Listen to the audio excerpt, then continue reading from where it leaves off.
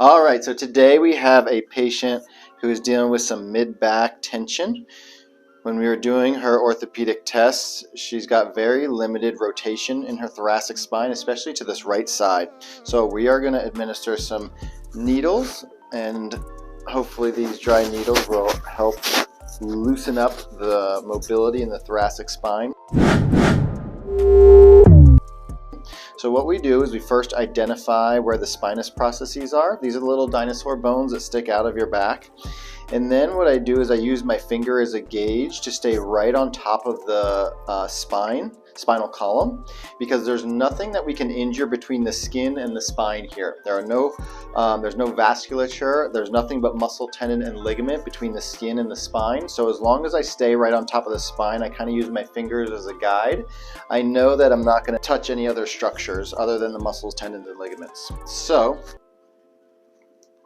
what I do is I kind of use my middle finger on the middle of the spinous, and then I just go a little bit over here to my index, and I always go down at an angle, about a 45-degree angle down and a 45-degree angle in, and then I just slowly push it into the tissue, just like that.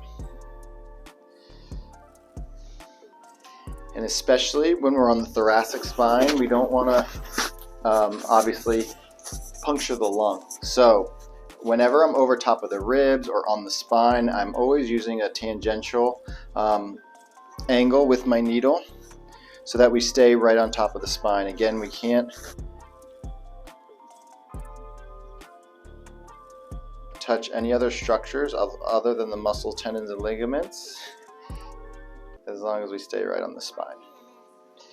And sometimes you will get a little twitch in the muscle, or a little bit of a kind of muscle spasm, or just the patient will say the muscle feels like it tenses up, and that's usually a good sign that we've hit a trigger point or a knot in the tissue.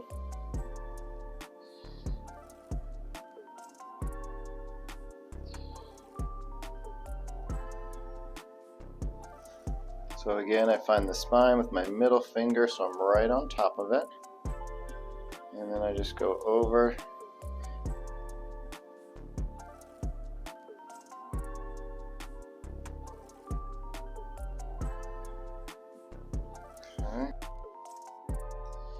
Probably just do two more here, a little bit lower.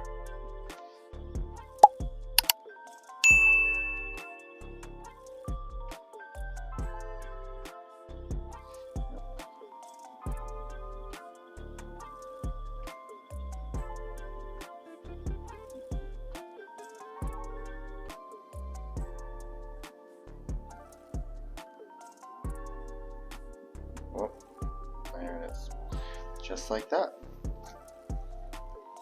So what the dry needling will do is relax the muscles, tendons, and ligaments around the thoracic spine, and then give more rotation and more mobility of the thoracic spine when the patient's trying to twist and rotate. So if you guys have any questions about dry needling, let us know.